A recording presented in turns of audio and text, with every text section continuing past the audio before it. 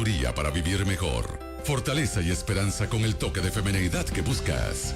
Para ti, mujer virtuosa, ahora llega Tacones Altos. Sanidad emocional para un avivamiento espiritual con la pastora, psicóloga y conferencista, la doctora Mari Carmen Laureano. Solo para ti, mujer, Tacones Altos. De regreso a Cerrando el Día con Yanira Rodríguez, Juan Carlos Mato y esta misma que llegué ahí. Llegaste por fin, bienvenida. Llegó de Loíza, saludos a la gente de Loíza que nos mandaron saludos, muchachos. Eso. En el municipio de Loíza están conectados. Claro que sí, saludos desde bueno. el alcalde a todo el mundo. Sí, la alcaldesa ya, muchas bendiciones a todos y gracias por estar conectados.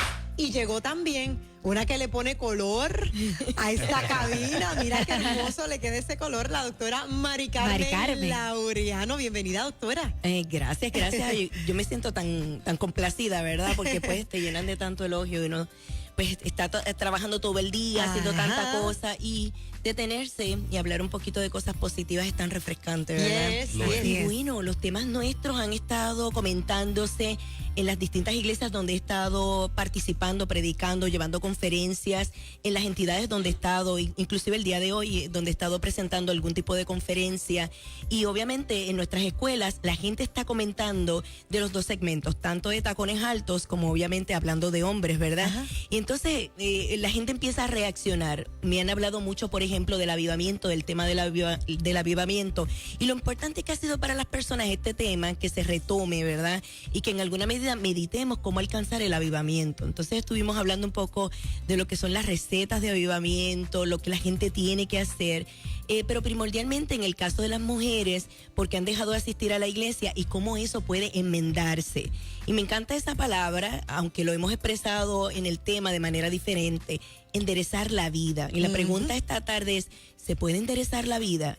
Una vez que tú has crecido, ¿la vida se puede enderezar? Una vez que hemos cometido tantos errores, ¿la vida se puede enderezar? Oye, si me siento como un total fracaso, ¿la vida puede retomarse?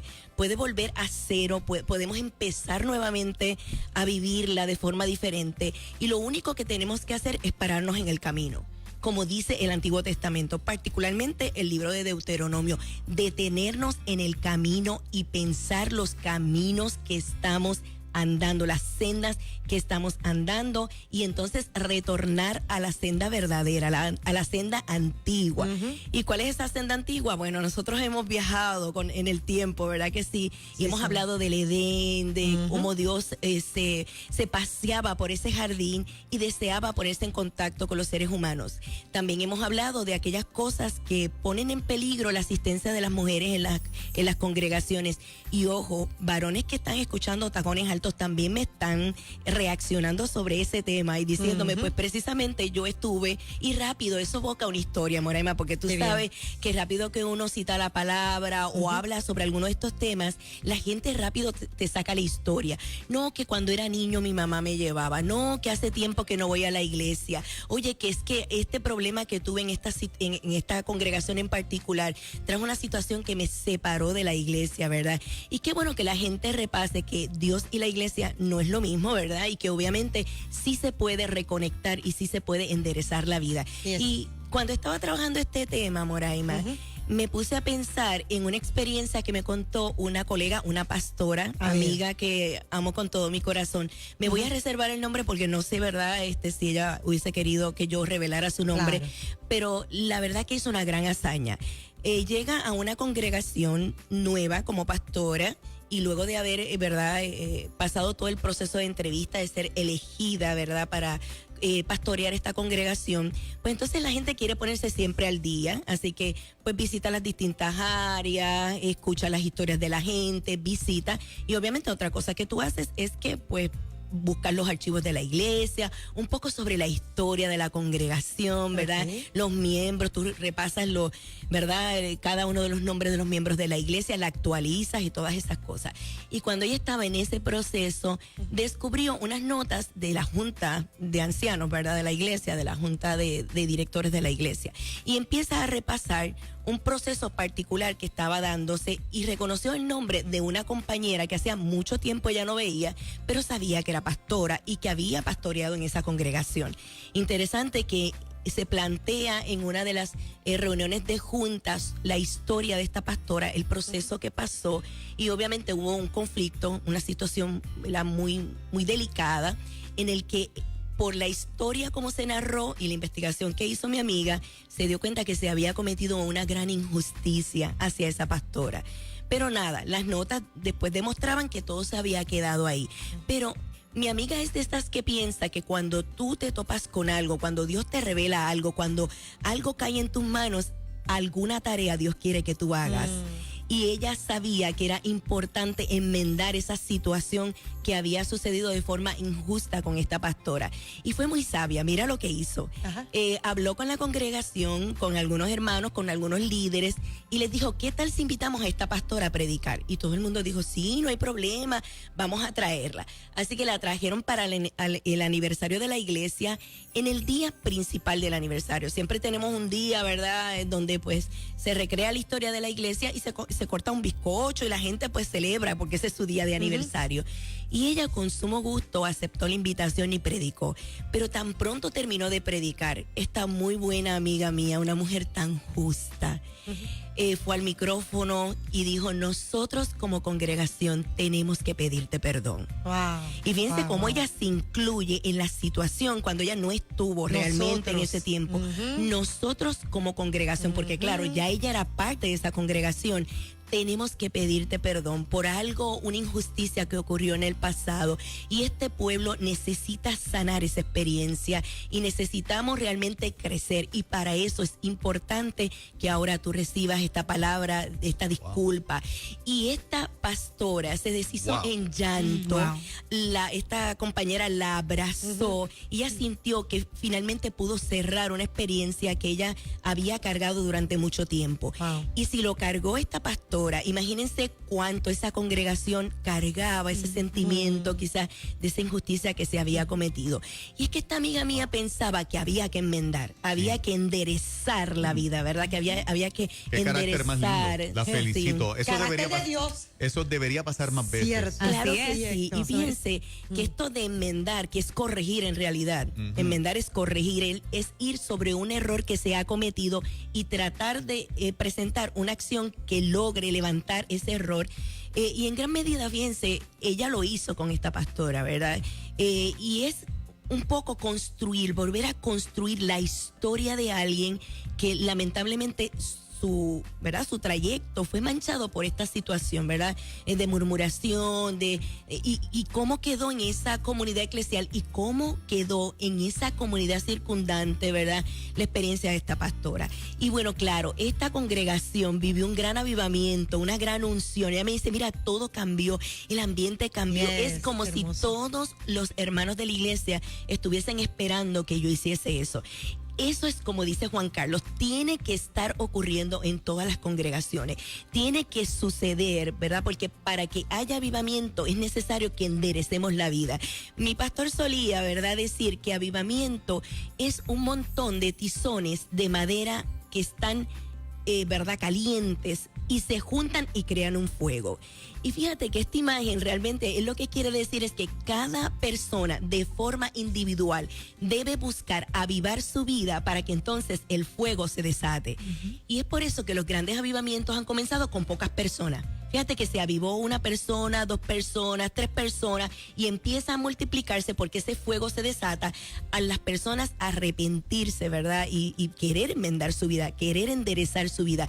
Y yo creo que esto es una invitación de Dios. Yo pienso que este tema el Señor lo puso en mi corazón para que cuando ustedes escuchen Nueva Vida, que estén en este preciso momento, este tema llegue a su corazón y a su vida y usted diga, yo quiero enderezar mi vida, yo quiero enmendar realmente algún error que haya cometido.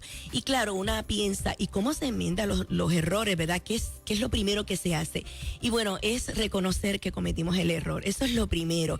Ser totalmente honesto, totalmente auténticos, es poder decir, yo tuve una parte en esta situación, esto no puede quedarse así, esto no puede ser un recuerdo que venga a mi mente y que lo traiga el poder del Espíritu Santo una y otra vez para que yo haga algo sobre eso.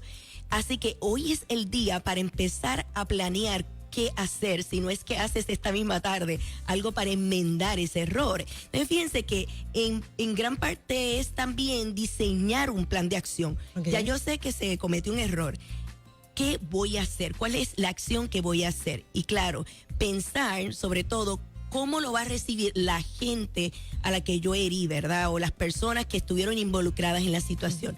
Ensayar cada respuesta para que ese plan nos quede perfecto, después de someterlo a la presencia del poder del Espíritu Santo y que haya transformación en la vida de la gente. Entonces, considerar cómo actuar a esa parte y hacer cumplir ese propósito de arreglar la situación. No vivir más, un día más de vida sin tener que poner esa cabecita sobre la almohada con un pesar de que algo malo pasó, estuvo en mi mano arreglarlo y yo lo dejé pasar. Así que la invitación nuestra esta tarde es precisamente hacer que viva ese texto bíblico que se encuentra en 2 de Crónicas 7:14. Si se humillare mi pueblo sobre el cual mi nombre es invocado. Y en cada iglesia de este país, y mira, Juan Carlos, que hay muchísimas iglesias en este país, pero queremos que nos escuchen, ¿verdad?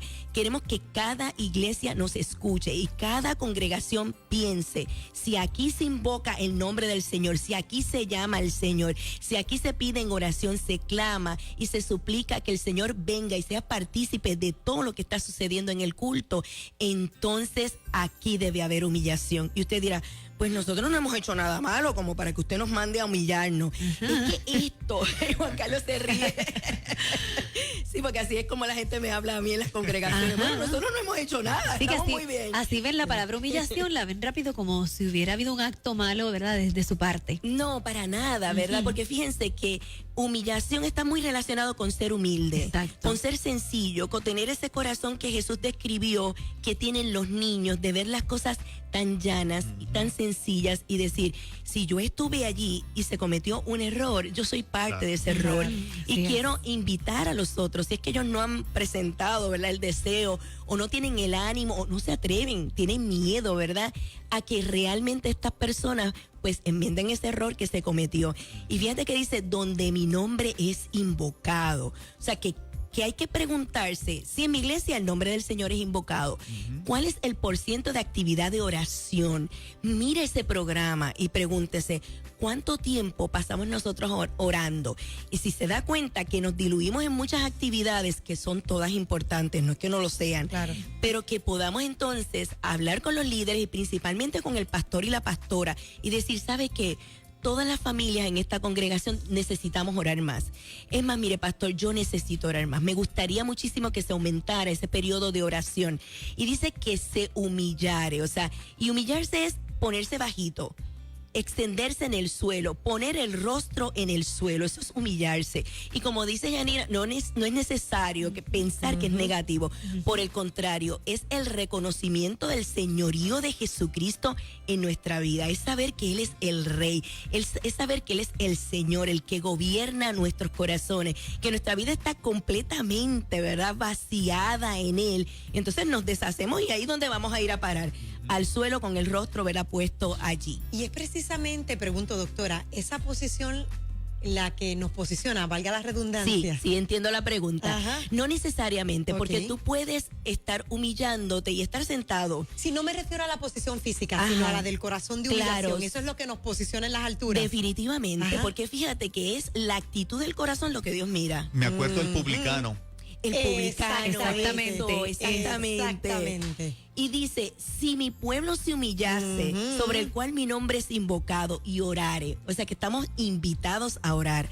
Y la oración es hablar con Dios, es establecer una amistad con Él, una conversación diaria, es ese tú a tú, ¿verdad? Es tenerlo cerca, es esa relación de cercanía que a veces se diluye con tantas actividades programáticas que tenemos, y hay que preguntarse si en la iglesia estamos propiciando espacios de conversación con el poder del Espíritu Santo, al punto de poderle decir al Espíritu Santo, ven, te deseamos, te anhelamos, queremos que estés aquí. Y una y otra vez insistir sobre eso. Cuando en mi iglesia hubo este gran avivamiento que les conté, ¿verdad? En 1973, fue maravilloso ver cómo toda la congregación, por horas, Juan Carlos, no estábamos pensando que allá había que salir de la iglesia, no, por horas completas, ya sea cantando, orando, leyendo la palabra, era como decirle, ven, es provocar al poder del Espíritu Santo a que venga. Y dice, y buscaré mi rostro. Y miren, yo me imaginé cuando estaba preparando este segmento, me imaginé el alivio que a veces yo siento cuando hay una gran cantidad de personas, sobre todo si participamos de congresos, ¿verdad? Sí. Y de momento tu esposo no está y tú empiezas a buscarlo por toda la congregación, tanta gente, y cuando yo veo esa carita, ¿verdad? De mi esposo tan guapo, yo siento rápido un gran alivio. Es que tengo que acumular puntos. Sí, no, el enchule siempre sale a relucir. Ay, qué lindo. Y qué alivio, ¿verdad? Qué alivio cuando encuentro ese rostro. Lo mismo debemos pensar. El Señor dice, busquen mi rostro, búsquenlo una y otra vez incesantemente. Y cuando se busque ese rostro y se encuentra, qué alivio tan grande. Porque ya la gracia es tan abundante que no hay culpa, no hay pecado. Y fíjense que dice, y se apartaren de sus malos caminos, y ahí viene a enderezar la vida. Es dejar a un lado aquellas cosas que mejor que cualquier persona sabemos nosotros que no es correcto, que no está bien. Y entonces empezar en ese proceso de poder ser tan auténtico que decirle al Señor, abro mi corazón, abro todo lo que está en mi interior, Señor, y míralo. Fíjense que David inclusive pedía por aquellos pecados que le fuesen ocultos, o sea, que a nivel consciente él no pudiese darse cuenta porque quería vivir una vida limpia delante de Dios. Y esto no es que usted se esfuerce andando derecho y déjame velarme y cuidarme a mí mismo como si se sintiese bajo una presión, no. Es decir, derrama tanta gracia sobre mí que se lleve el pecado, que me aleje. Pon tú ese deseo en mí de alejarme de aquellas cosas que no me hacen bien. Me da mucha gracia porque hay gente que dice, no, es que servir a Dios en el evangelio es tan difícil, porque eso es ceder voluntad y uno le gusta controlar la vida y no entregársela ni siquiera a Dios. A veces uno no quiere como que porque se asusta que otro tenga el control de la vida. Si la gente supiese que toda la ley de Dios contenida en esa palabra es tu bien. Porque alejarte del pecado es tu bien. Por el bien nuestro. Realmente es encontrar salud, es encontrar estabilidad, es encontrar restauración. Y fíjense que ese humillarse es colocarse precisamente en una entrega absoluta. Aquí estoy, desvanecido, sin poder ser. O sea, no puedo respirar, no puedo hablar, no puedo ser sin ti, Señor. Estoy completamente entregado a ti. Y cuando empecemos a dejar esos malos caminos, cuando empecemos a enderezar las cosas en las congregaciones, mire, si es que alguien fue herido en su congregación, si se hirió un pastor, por favor, con todo mi corazón y casi con lágrimas en mis ojos, le suplico a las personas en las congregaciones, enmienden ese error, levanten esa historia de ese siervo o esa sierva de Dios que fue manchada por quizás una murmuración y quizás ni con intención que la gente lo hizo, pero cuando levantamos esas culpas, esas ansiedades, esas angustias, el corazón psicológicamente se libera y la congregación sana. Y ahí es que entra precisamente la palabra del Señor, sanaré su tierra. Oiga, mi tierra es mi congregación donde yo adoro a Dios. Dios nos está llamando a sanar esas congregaciones. Si algún hermano fue herido en medio de la congregación, vaya y búsquelo y obviamente reconcílielo, ¿verdad? Yes. Pida perdón y atráigalo con cuerdas de amor a su congregación.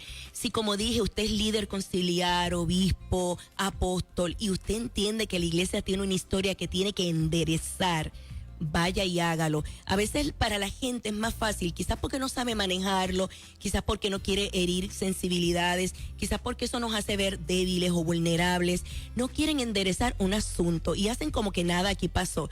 Se fue herido un pastor y llegan, toman posesión de la iglesia, traen otro pastor y es como si esa historia no existiese. Pero sabe que existe en el corazón de la gente que está allí y que se siente mal con lo que sucedió. Y esa herida se queda, Moraima, esa herida no se levanta hasta que hagamos algo responsable, que es mirar directamente a los ojos ese problema y resolverlo en gran medida. Así que fíjense que hay una convocatoria a los líderes, dice la palabra del Señor en Joel capítulo 2, verso 17. Entre la entrada y el altar, lloren los sacerdotes, ministros de Jehová, y digan: perdona ahora, oh Jehová, a tu pueblo. Y fíjense que es a los líderes. Y tú dices, bueno, los líderes son los que siempre están muy bien puestos, con la cabeza en alto, muy seguros de sí mismos. Pero aquí la receta de avivamiento para los líderes es, sabes que cuando entres al atrio, cuando te pares en la puerta, desde esa entrada hasta el altar, y yo siento mucho la presencia del Señor en mi ser, hasta el altar, llora.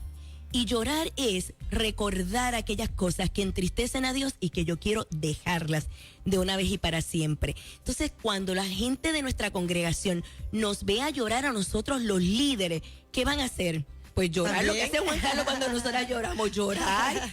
Entonces, ese llanto genuino que ustedes saben que se ha dado muchísimas veces en la historia del pueblo de Dios. Saben que cuando Esdras abrió el libro y empezó a leer la ley, ¿qué hizo el pueblo? Lloró compungido, y lloraban tanto que pasaban horas y no paraban de llorar. Y fíjense cómo ahí él les decía: no lloren, porque esto es un día muy especial, es un día de júbilo, de contentamiento. Pero el pueblo no podía, porque sabía que se habían alejado del Señor y querían volver, lo añoraban tanto que entonces pues las lágrimas, ¿verdad? Salían de su rostro. Es que me recuerda la experiencia de una amiga, ¿verdad? Que también fue mi feligres. Fuimos a su casa en Atlanta y regresamos, mi querida amiga Carmita, y ella todo el tiempo estuvo muy contenta, muy alegre, hizo comida riquísima para nosotros, fue tremenda anfitriona junto a su esposo Pepi, que de hecho él cocina mejor que ella. Y bueno, claro, yo les tengo que decir que esto es una ofensa nueva para perdonar. Y cuando llegamos al aeropuerto, de momento ella se compungió y empezó a llorar, y mi esposo y yo no sabíamos qué hacer excepto abrazarla, pero lloraba como si pensase que nunca nos iba a volver a ver. Hay que llorar delante de la presencia de Dios como si temiésemos perder esa presencia, como si pensásemos nunca lo vamos a volver a tener, pero también un llanto de alegría de: aquí estás con nosotros, Señor. Qué bueno que la vida ha logrado enmendarse y podemos celebrar tu presencia entre la entrada y el altar. Lloren los sacerdotes, ministros de Jehová, y digan: perdona ahora a tu pueblo. La gente dice: bueno, ¿cómo se sazona el avivamiento ahora?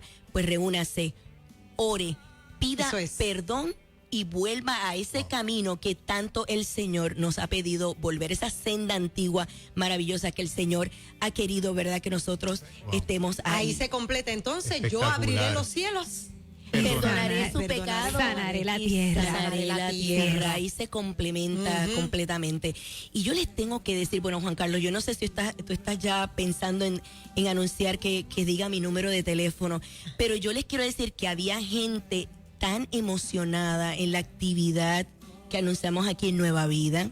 Nueva Vida funciona, ¿sabe? Anuncios. Qué bien, muy bien. Eso es. Es que era maravilloso, porque entonces todo el mundo decía: lo escuchamos en Nueva Vida, y entonces escuchábamos su voz y con tanto ánimo, con tanta alegría, que teníamos que venir a ver qué estaba pasando. Y entonces se congregaron allí esas mujeres interesadas en la escuela de líderes, liderazgo de mujer, un legado de esperanza, ¿verdad? Y entonces ellas estaban con un deseo tan grande de estudiar la palabra, de prepararse. Pero qué emoción cuando por sorpresa develamos un banner, ¿verdad? Un letrero que queríamos anunciar la inauguración del Centro de Apoyo y Capacitación para las mujeres en el ministerio. ¿Y eso es cuándo, esa inauguración? Ya sucedió el sábado 18, cuando dimos la orientación, allí mismo inauguramos el centro. Muy bien, excelente. Entonces yo les dije a ella: alguna de ustedes que se ponga de pie y diga qué siente, qué se siente en este grupo. Entonces una mujer gritó literalmente y dijo: es el clamor nuestro, la voz nuestra escuchada por Dios, porque por años hemos pedido un lugar donde nosotras podamos llegar, refugiarnos, sentir que respiramos, que somos apoyadas y que a la misma vez nos capacitan para poder ser consuelo para otras mujeres. Wow, Muy Las que nos están escuchando, Mari Carmen, ¿cómo pueden llamar? Sí, el tiempo nos ha corrido, escucharte es un deleite, pero el tiempo se nos corre. Claro, el 1 de septiembre vamos a tener otra orientación porque la gente lo pidió. Las personas que no pudieron estar el sábado 18 de agosto, el 1 de septiembre, el sábado 1 de septiembre a las 3 de la tarde en las facilidades de la Iglesia Cristiana Discípulos de Cristo en la comunidad de Juan Sánchez en Bayamón, vamos a tener otro día de orientación a esta escuela, ¿verdad? Para las personas interesadas en esta escuela. Por eso es que continúa escuchando el anuncio por Nueva Vida. Esta vez sin fecha de orientación, porque sabíamos que la gente estaba añorando, ¿verdad? Ir de nuevo a la orientación si era que no podían ir. O sea, que estás anunciando hoy oficialmente que es el 1 de septiembre. El 1 de septiembre a las 3 de la tarde, una segunda orientación para las personas que así lo desean. Y si quieren comunicarse con nosotros, 787-645-6782. 787-645-6782. Gracias, doctora. ¿Cómo no?